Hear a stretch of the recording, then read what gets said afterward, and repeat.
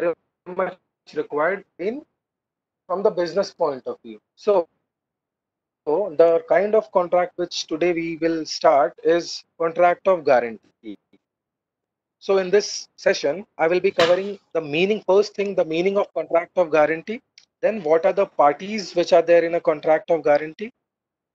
And then what are the liabilities? Because there are certain parties in a contract of guarantee. So what are the liabilities of one of the parties? Because this party is the most important party in a contract of guarantee. So we will be discussing the liability of the surety is one of the parties in a contract of guarantee. Then the different kinds of guarantees, how the guarantee is revoked, and when there is the discharge of surety, when he will be discharged from his liability. And lastly, we'll discuss the contract of indemnity and guarantee differences.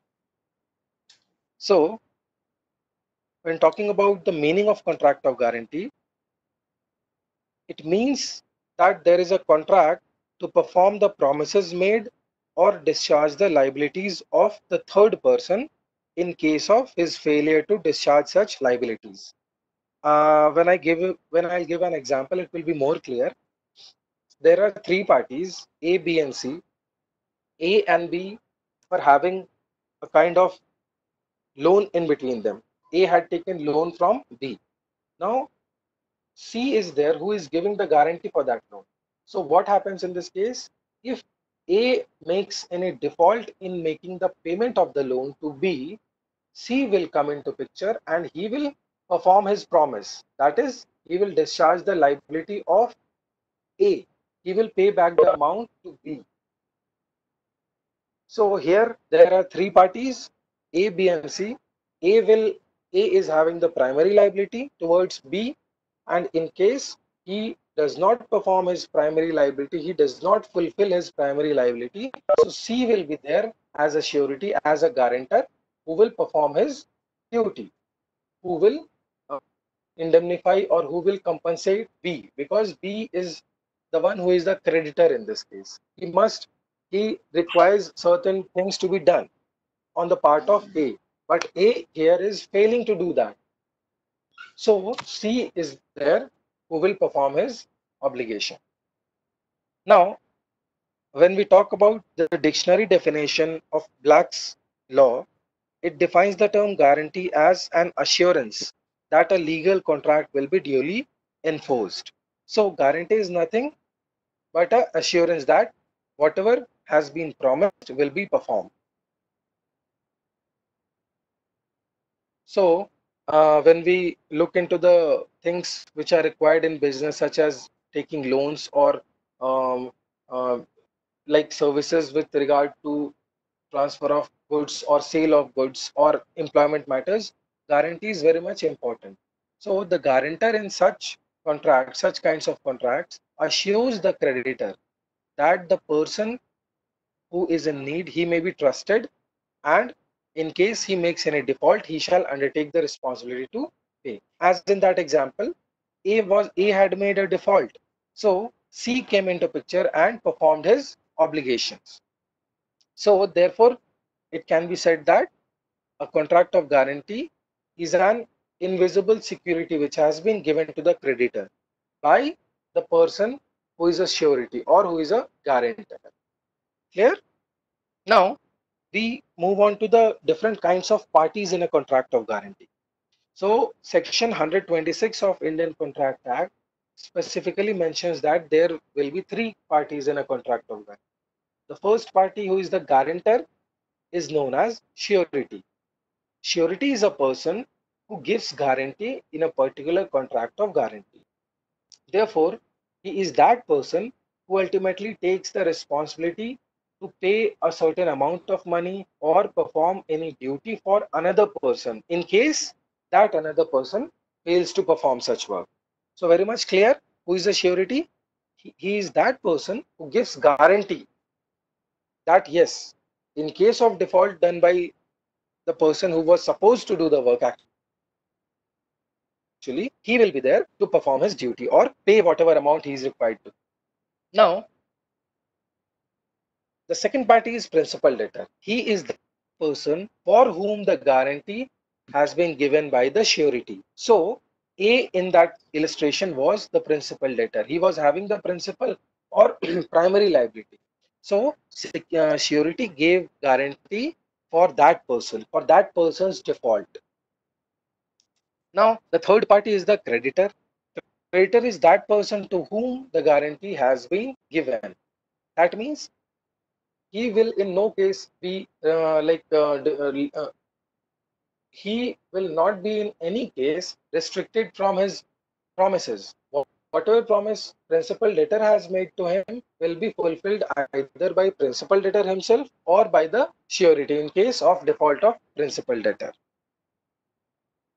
Now talking about now since surety is the most important party in a contract of guarantee, we will talk about the surety's liability. It has been provided under Section 128 of Indian Contract Act that the liability of surety is coextensive with that of principal debtors unless the contract provides.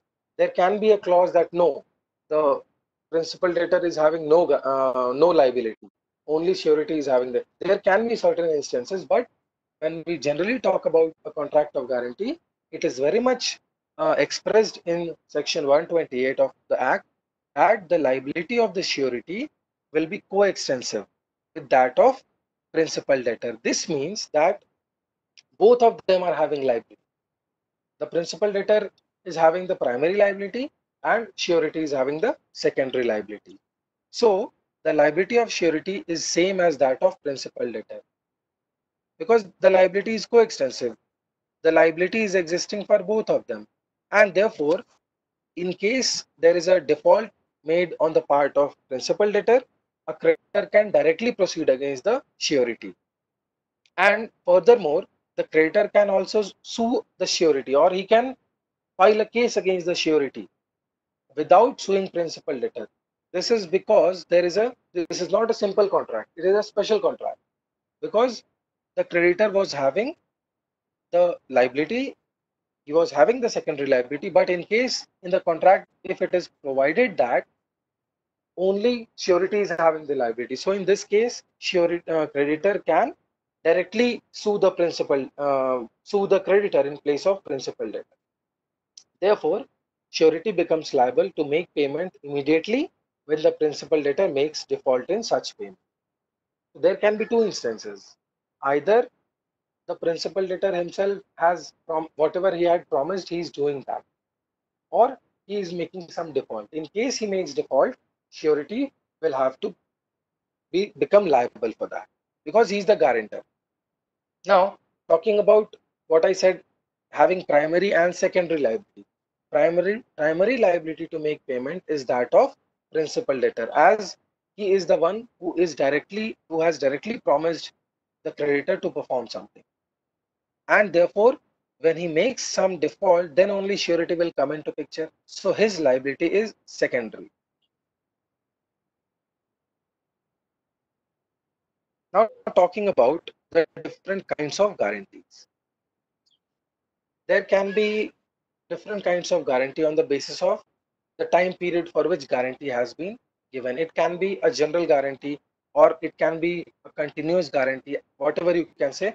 There can be a specific guarantee as well. So we'll discuss what are the different kinds of guarantees. First category is specific guarantee. A specific guarantee is only for a single debt or a specified transaction. As it is very much clear by the name specific, the guarantee which is there is very much limited or very much specific to a particular debt amount or a loan amount, or it is related to a specific transaction. And therefore whenever this transaction comes to an end or this loan amount or debt amount gets over, the guarantee gets over. It is only limited to a specific transaction or a specific debt. Talking about continuing guarantee. Continuing guarantee is a kind of guarantee which is applicable in a series of transactions. It may extend for a longer time period. Unlike the specific guarantee, there can be a situation that I have given the guarantee for 1 year. Whatever transactions A and B will have whatever transactions takes place between A and B, I being the surety, I have guaranteed that up till 1 year, I will be the guarantor, I'll be the surety. So it continues till that time period elapse. Therefore, when whatever transactions the principal debtor and creditor enter into within that period, the guarantee will be continued by the surety. Surety will have the guarantee till the time period gets over. Now, a continuing guarantee can be revoked anytime by surety for future transactions by giving notice to the creditors. As I said, this guarantee is a continuous guarantee, but still the surety is having the option to end his guarantee. He may end his guarantee by giving notice to the creditors that no more I am responsible for principal debtors acts. But this only applies to the transactions which have, like the transactions which have already taken place will not come to an end because of revocation from the side of the surety. It will be applicable only for those transactions which are like going to happen. For them only, he will not have any liability. He will be having the liability for all the transactions which had been done earlier. So the difference between both kinds of guarantees is very much clear. Now, there are Out. two methods. Yes. So, like in continuous guarantee, if so Mhm. happens that the surety has given guarantee for the principal debtor for a period of 3 years, and like Okay. after the period of 1 year, After he the informs the after a period of 1 year, he informs the creditors okay. that he's not going, that he won't be the surety for the principal debtor for the remaining 2 years. So, Mhm. can this happen? Like, can he revoke the agreement entered into? Like, he had See, entered into this agreement for 3 years, and like after yes, 1 year, can he yes. terminate the agreement? He, because he is the surety, he is always having the right of revoking his guarantee. But for that, it can only be done by giving notice, a proper notice. There can be a contract that yes, for 3 years we will be having a particular business. But in between, if either of the parties find it difficult to continue, they may give a valid reason. The reason must be a valid one. For example, if the surety himself becomes he becomes bankrupt or he becomes insolvent, so in that case he cannot be expected that he will be able to continue with the guarantee. It cannot happen like just like that. He cannot walk away just like that. But if there are certain situations where it is very much clear that yes, surety himself may not be able to perform anything, may not be able to do anything, so in those situations he can give notice to the creditor. And I should And say if that able he to, huh, so and if he's capable to pay, then he cannot give the, then he cannot then revoke he the. cannot then he can, because if he is having the capacity to be the surety for the remaining period also, he cannot deny from that fact. But he can only deny from that, from a continuous guarantee, only if there is a certain kind of situation in which he himself is unable to do anything. So these are exceptional situations. Basically, a contract once has been entered, the parties are liable to perform their respective promises. And in case of surety, his promise is to give guarantee for that period of 3 years. So he must be the guarantor or the surety for a period of 3 years, unless he himself, he may die in between or he may become insolvent. So in those situations, he is like he can be exempted from being the guarantor.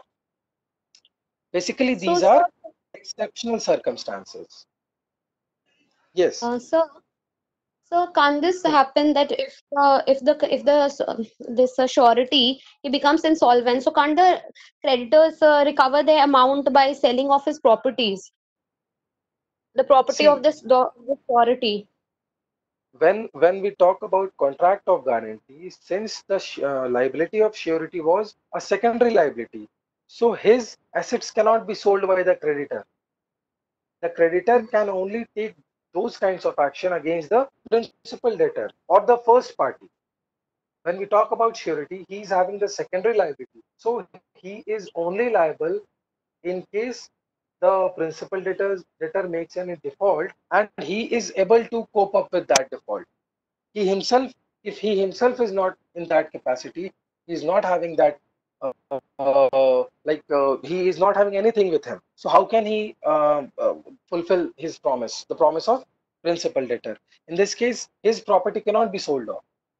And one more thing, if a person is insolvent, till he becomes solvent, nobody can take any action against him because he himself has got himself declared insolvent by the court, or either the court has by um, own cognizance declared him insolvent. So till that period gets over, till his insolvency is cleared, he may not be asked to do anything because the law says this. So thank you, sir. Okay. Yes, sir. Okay. Now, as I said, there are two ways in which guarantee can be revoked. First is when the parties want, when the parties come to an agreement that yes, one more thing, when after the passing of 1 year, the surety has said that no more I will be the guarantor. So in that case, it cannot be one-sided. Only the surety cannot take this decision. He must consult the principal debtor as well. He must inform, and there must be a logical reason or a valid reason. Then only he will be discharged from his liability, and the continuous guarantee will come to an end. Now, as I said, there are two ways. So if the parties within themselves agree that we don't want to continue with this contract of guarantee, so the surety can give notice of revocation of this guarantee for future transactions. But as I said, only the future transactions, not the past transactions. For the past transactions, he will be liable for. Now, when the surety dies or he becomes of unsound mind, so in this case also the guarantee comes to an end. But in case the nature of contract is such that the legal representatives of the surety may perform his promise. So the legal representatives in this case will be liable towards the creditor, but only to those transactions which have taken place before his death, not of the future transactions. See, if there are two ways in which a person performs his promise, either he does those things by himself, that is, his individual art is required in that, or there can be situations where he can get the things done by some other people also. He can pass on the authority, he can delegate the things. So in those situations, the legal representatives will continue to be liable for being the surety, but not in any other case. If personal skill is involved and the surety dies, the guarantee comes to an end with his death.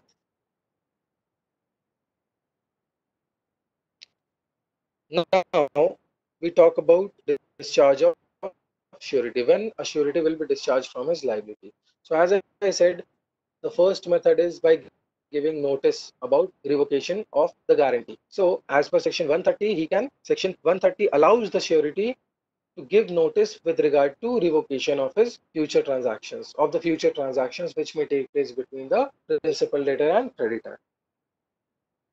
Similarly, by death of the surety, guarantee is revoked for all the future transactions. Or there can be another situation as well when the surety will be discharged. When there is a change in the terms and conditions of the contract between creditor and principal debtor without obtaining the consent of surety. See, the surety had given guarantee for the sale of a particular kind of merchandise or a particular kind of goods, and both of them, the creditor and principal debtor, they start dealing in some other goods. So there is a change in the terms and conditions in that contract. So it gives the surety a right to become discharged from his liability, but only after the there has been change in the terms and conditions of the contract, not before that. So whatever the nature of the contract is, if the parties continue with the nature of contract, then only he will be liable. Otherwise, if there is a change in the terms and conditions, he will no more be liable. He may claim that, yes, my guarantee was only restricted to this particular transaction, this kind of transaction. So the parties here have parted way from the earlier decided transactions. So he may get discharged from his liability. So this provision is given under section 133.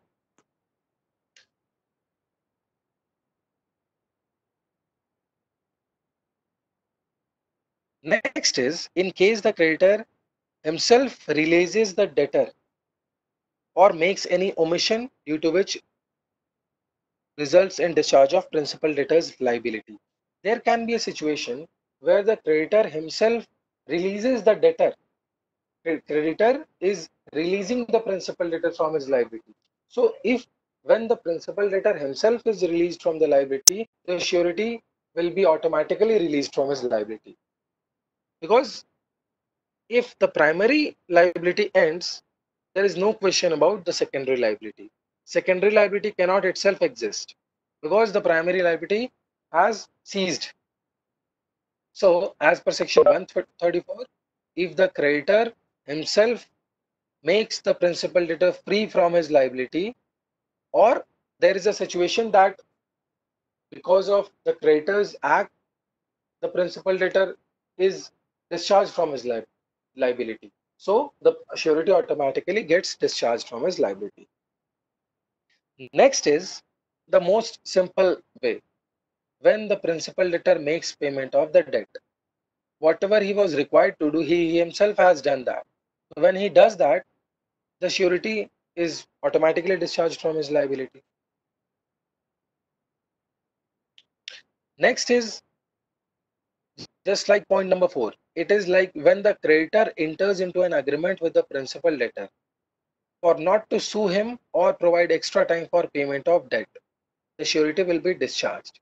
So if there is an agreement in this regard that the creditor doesn't want the principal debtor to be sued in case he makes any default. So if the person is not to be sued, this means that the principal debtor is discharged from the side of the creditor. So the surety will also be discharged in this case. So basically these provisions mean that if the primary liability ends, the secondary liability automatically ends. So since the surety was having secondary liability comes to an end when the primary liability comes to an end. And the last is the surety will be discharged when the creditor does any act which is inconsistent with the rights of surety. For example, if they start dealing in a different kind of goods and those goods were not given guarantee by the surety, so there is a change of in terms, or there is something which is inconsistent with the rights of surety. For all those things which the surety had promised, if they change the nature of the contract, they start dealing in different kinds of goods, so he will be discharged from his liability. So these were certain situations where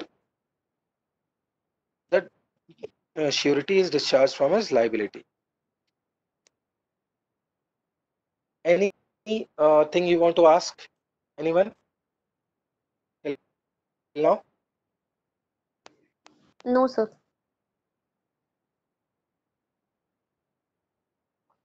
So everything is clear, sir. So now we will find, okay.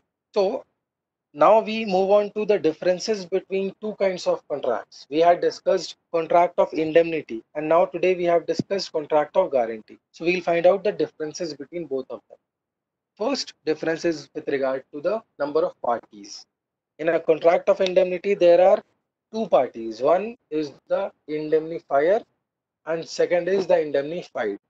But in case of contract of guarantee, there are three parties, as I said: surety, principal debtor, and creditor. And the second difference is that in case of contract of guarantee, the liability of surety is secondary. Whereas in a contract of indemnity, the liability of indemnifier is primary. Contract of indemnity means that a person is going to compensate another person in case the other person suffers any loss. So he is having the primary liability. And when we talk about contract of guarantee, the liability here is a secondary one. The surety will have a secondary liability. It depends on the failure of a person. If the person does not fail, he will not have any liability. But if that person fails to perform his promise, then only the surety will be liable. Now, third difference is that the surety gives guarantee only when requested by the principal debtor in a contract of guarantee. But when we talk about contract of indemnity, indemnifier is not required to act on the request of the debtor in a contract of indemnity. So, since there are only two parties in a contract of indemnity, the party who has suffered loss, he may not ask that now you should compensate me. It automatically means that once the loss has been suffered, the indemnifier will indemnify the indemnified. Okay, but when we talk about contract of guarantee, the request should move from the side of principal debtor. That is, the request here means that default, the default should come into picture. There must be a default. Then only the liability of surety will commence. Up till the principal debtor himself is performing, no question about the liability of the surety. But he will become liable only when there is a default on the part of the principal debtor. Now, the next difference is with regard to the liability. In a contract of guarantee, there is an existing liability for a debt or duty, and the surety is guaranteeing the performance of such liability. So this means the parties know that there is a particular debt or particular loan amount for which the surety has given guarantee. But when we talk about contract of indemnity, there is only a indemnity which is given towards any loss which may take place to the indemnified. So it is a contingent thing. In a contract of indemnity, the loss or the damage is contingent. This means it may take place, it may not take place. But in case of guarantee, the parties know that there is a guarantee which is existing for a particular debt amount. The nature of contract is such that it is very much clear that in a contract of indemnity, the liability will be contingent. It will depend on whether there is a loss or not. But in case of guarantee, it is very much clear from before that there is a guarantee and he has to be liable.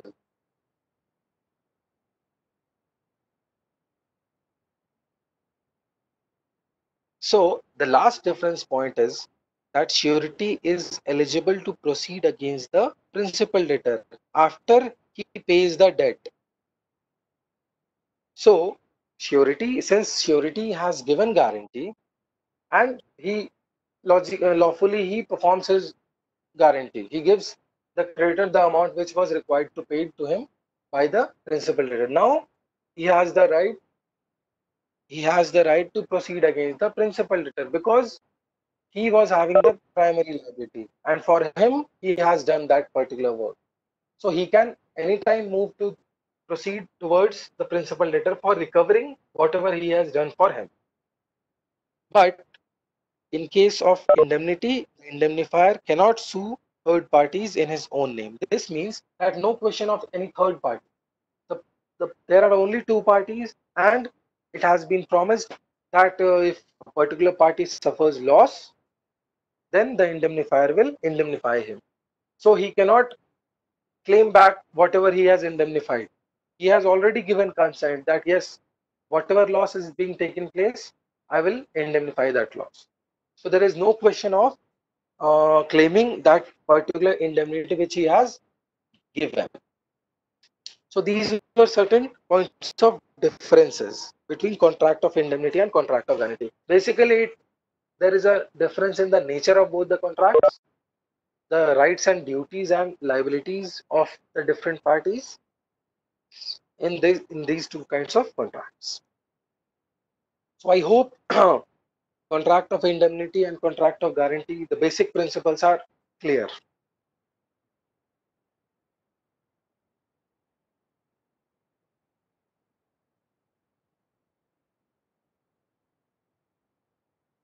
Now we move to another special kind of contract, which is known as contract of bailment. So we shall be discussing the meaning of contract of bailment, what are the essentials in a contract of bailment, and what are the duties and rights of the different parties in a contract of bailment.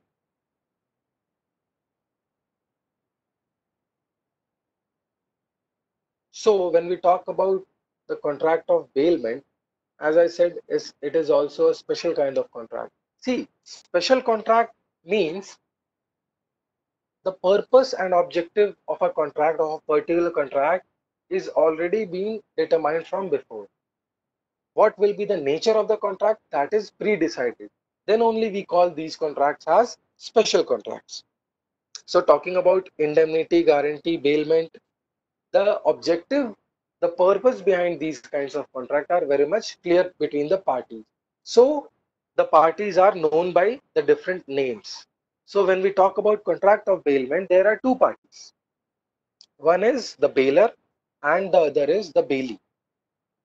When there is delivery of goods from one person to another for a special purpose, upon a contract that they shall be returned back or reimbursed upon the fulfillment of the purpose, it will be known as a contract of bailment. I'll give an example. If I hand over a piece of cloth to a tailor, so I'm handing over that cloth to the tailor for making a shirt. Once that shirt is prepared, he must hand over the shirt back to me. This means the purpose for which I have handed over him the goods has been completed. And once it has been completed, the person receiving those goods will hand it back to me, or he will dispose that good, that particular commodity, as per my directions. He may sell those goods if I direct him to sell. But the important thing is that he must perform that particular work, and he should be ready either to hand over the goods back to me or dispose those goods according to my direction. So this is basically what is contract of bailment. So in a bailment, there is a delivery of goods from one person to another for a special purpose which has to be performed on those goods. And once that purpose is performed, the goods shall either be returned back or they shall be disposed of according to the directions of the person who has delivered those goods. Therefore, now we will understand this from the point of view of parties. The bailer is the person who delivers the goods. If I deliver my vehicle to you and you want that you should carry passengers on that vehicle from one person to another person, one place to another place. So that purpose, when that purpose gets over, you have to return that vehicle to me. So I'll be the bailer, you will be the bailee.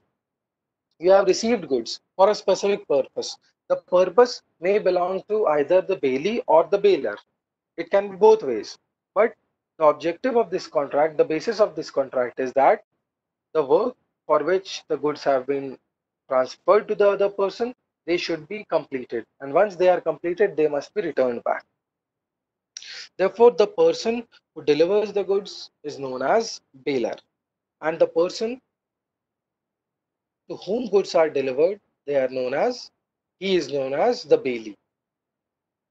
And therefore, the property which is being transferred is known as bailed property. So when we are talking about property, the ownership of the property remains in the hands of the original owner. The ownership does not change. As in case of sale, we see that the ownership changes from one person to another person, from the buyer to the seller. But in case of bailment, ownership does not changes. it remains with the bailier, and the bailee only gets the possession of the goods for a time period, and that time period is allotted for performance of that specific thing. Whatever is being required, that thing has to be done within that time period. And when that particular thing is that purpose is accomplished, the goods need to be returned back or disposed of. So it is defined under section 148 of Indian Contract Act. And basically, bailment means handing over or changing possession of the goods. So purpose is very much clear. As we have seen that in case of indemnity, the purpose was to indemnify in case of loss. In case of guarantee, the purpose was to give guarantee in case of default of someone. Similarly, when we talk about bailment, the purpose is, the objective is that there is a purpose for which the goods are to be handed over, and once the purpose gets over, the goods must be returned back. So it is between a bailor, bailee, that a contract of bailment takes place. Moving on to the essentials of bailment, essentials can be understood from the meaning itself. First thing, that there must be delivery of goods in a contract of bailment. Goods must be delivered. The possession must change from the bailor to the bailee. And the second thing is that the goods must be delivered for a special purpose. In that case, the purpose was to get a shirt stitched. So once the shirt is stitched, the purpose gets over. Third is that bailment can only be done for movable goods and not for immovable goods or money. Land cannot be bailed because the possession cannot be transferred. When we talk about land, only the ownership can be transferred. It will remain at that place. But when we talk about bailment, it can be done only for movable property. I can give you my book for your exams. You have to study for your exams. I can give my book to you. Upon that contract, that once the exam gets over, you will return that book, that particular book, to me. So there can be the benefit of either the bailee or the bailor. It can be both ways. We will study it further. Fourth is that there shall be transfer of possession of goods and not of ownership.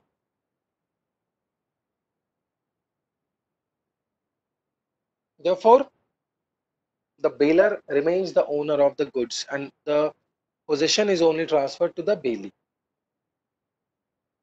And last is that the bailee is bound to deliver goods, the same goods which have been handed over to him. Same goods here means that he cannot substitute another goods in place of the original goods. He must deliver the same goods back and not any other goods. So these were certain essentials of a contract of bailment. Now we talk about exception. Money which is being deposited in bank cannot be treated as bailment because the money which the bank will return may not be the same money, the same notes. So it is an exception. And when we talk about bailment, it is a very much important element that the same goods must be returned back. So when we talk about depositing money in a bank, we cannot treat that particular transaction as bailment.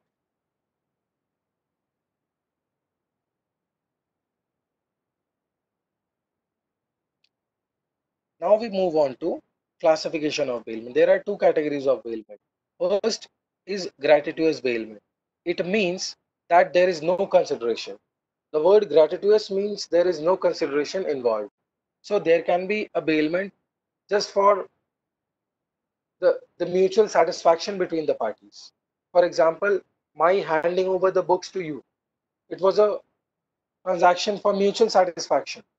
I was happy that yes, my student will study from the book and prepare well for the exam. And my student will be happy that yes, I'll study and write my exams nicely. So there can be gratuitous bailment for the mutual satisfaction between the parties. And other thing is that there can be non-gratuitous bailment. This means bailment in which consideration is involved. There is a reward. For example, when I went to a tailor the bailment which I did was non-gratuitous bailment. So it can be benefit of both the bailer and bailee. So the basic introduction to the concept of bailment is clear. What are the different kinds of bailment? Gratuitous and non-gratuitous bail.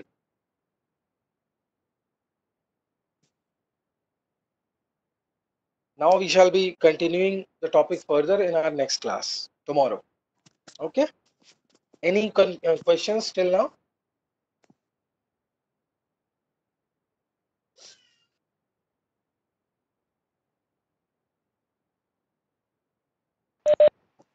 Thank you, sir.